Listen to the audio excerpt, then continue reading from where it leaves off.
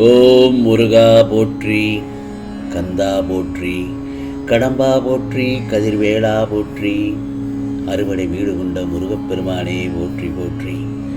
நல்ல செய்தியோடு இந்த திருச்செந்தூர் முருகன் வெகு நேரமாக கால் கடுக்க காத்துள்ளேன். என் செல்ல பிள்ளையே, என்னை கூப்பிடுவாயா? கண்ணால் காண்பதும் பொய், காதால் கேட்பதும் பொய், தீர விசாரிப்பதே மெய் என்பது உனக்கு தெரியாதா? இன்று உன் வாழ்க்கையில் ஏற்பட்டுள்ள எல்லா பிரச்சனைகளுக்கும் என் செல்ல பிள்ளை நீதான் காரணம். யோசிக்காமல் நீ செய்யும் செயலினால் உனக்கு எவ்வளவு பிரச்சனைகள். உன்னுடைய கடும் சொற்களால் யார் மனதையும் கஷ்டப்படுத்தாதே. ஏனென்றால் உன் கோபம் உனக்கு எதிரி. அதனை முதலில் குறைத்துக்கொள். இந்த ஜென்மம்தான் மனித பிறவி. இந்த ஜென்மம்தான் மனித பிறவி. அடுத்த ஜென்மம் என்ன என்பது உனக்கு தெரியாது. எல்லோரிடமும் அன்பாக நடந்து கொள். வாழும் காலம் சில காலம்தான். இதில் எதற்கு போட்டி பொறாமை?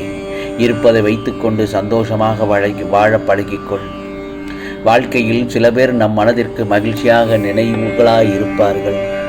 சில பேர் உன் மனதிற்கு நல்லதொரு பாடத்தை புகட்டி அனுபவம் என்ற நினைவுகளை உனக்கு பரிசளித்திருப்பார்கள்.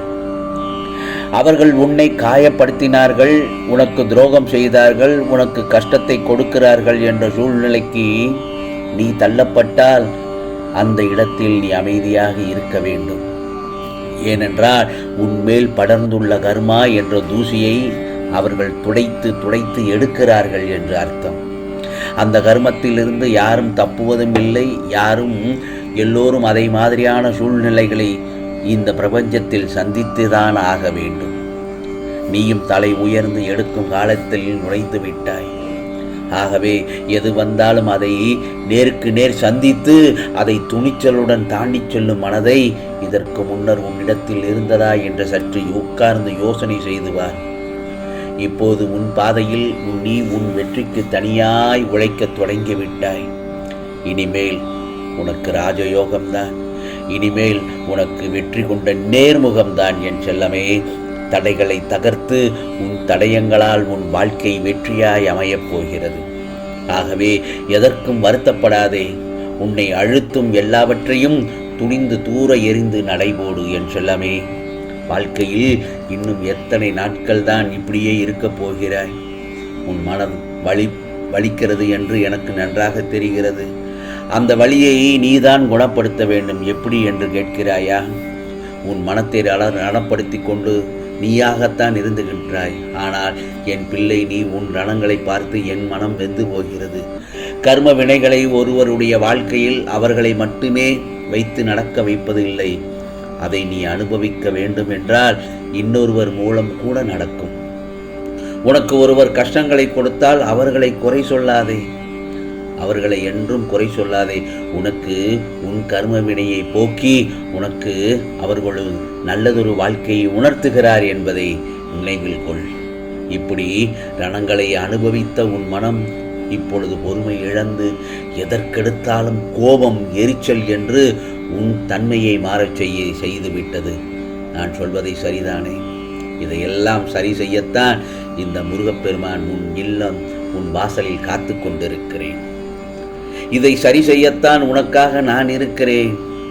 என்னை உள்ளே அழைத்து என்னுடைய அருளை பெற்றுக்கொள் என் செல்லமே.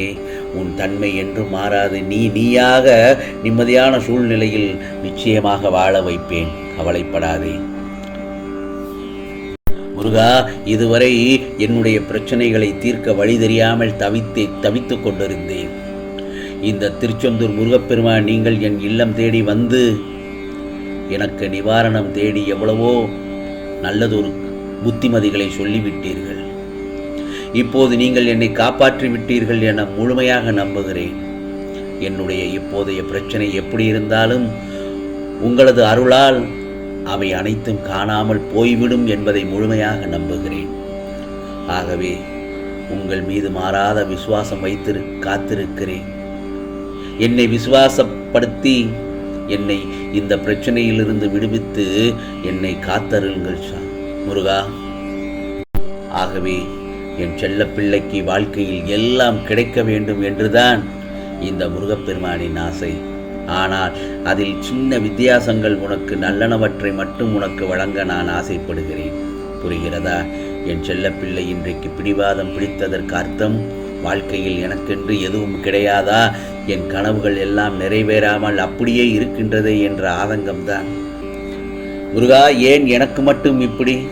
என் வாழ்க்கையை நான் சந்தோஷமாக அனுபவிக்க எனக்கு நேரம் நீங்கள் ஏன் தரவில்லை என்று என் பிள்ளை என்னிடம் ஏங்கும் அளவுக்கு வாழ்க்கையில் கர்மா என் பிள்ளையை கொண்டு போய் நிம்மதியில்லாத சூழ்நிலையை உருவாக்கி கொண்டு விட்டதே என்று என் மனம் வலிக்கிறது.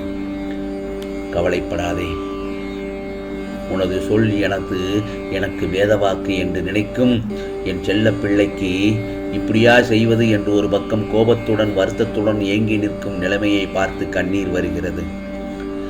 எனக்கு விதித்த விதி, என் அன்பு எங்கும் எல்லோரும் அவமதிக்கப்படுகிறது. ஏன் என்னை யாரும் புரிந்து கொள்ள மாட்டார்களே? தப்பு என்னிடமே ஏன் என்று கூறுகிறார்கள்.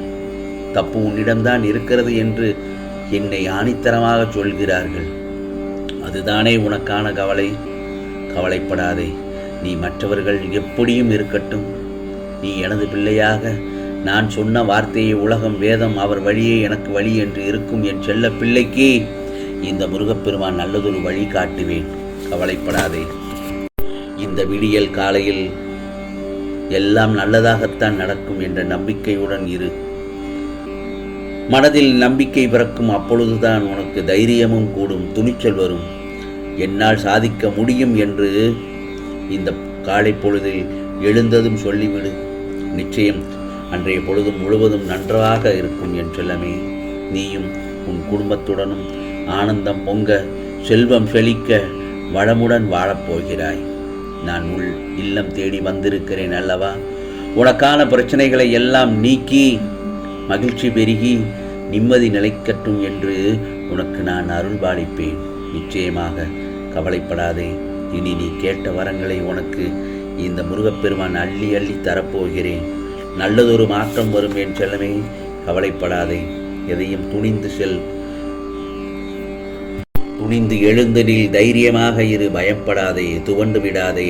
எந்த சூழ்நிலையிலும் வாழ்க்கையில் போராடு, ஜெயித்து காட்டு. உன் லட்சியத்தை நோக்கி சென்று கொண்டே இரு. பின்னால் மட்டும் திரும்பி பார்க்காதே. கவனமாக செல்.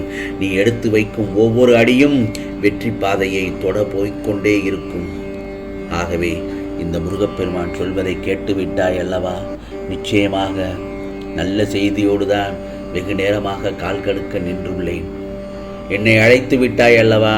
முருகா முருகா என்று என் நாமத்தை சொல்ல சொல்ல உனக்கான நல்லதொரு செய்தியும் நல்லதொரு வரங்களும் நிச்சயமாக இந்த முருகப்பெருமான் உனக்கு அருள்பாலிப்பேன். என்னை நம்பி வந்தவரை யாரையும் நான் கைவிட்டதில்லை. யாம் இருக்க பயமே மேலுண்டு வினையில்லை. முருகா முருகா என்று என்னிடம் சரணடைந்த என் செல்ல பிள்ளைக்கு எல்லாம் நல்லதாகத்தான் நடக்கும். நல்லதே நடக்கும். நல்லது மட்டுமே நடக்கும். அதுவும் நன்மையாகவே நடக்கும். ஓம் முருகா சரணம். ஓம் முருகா சரணம்.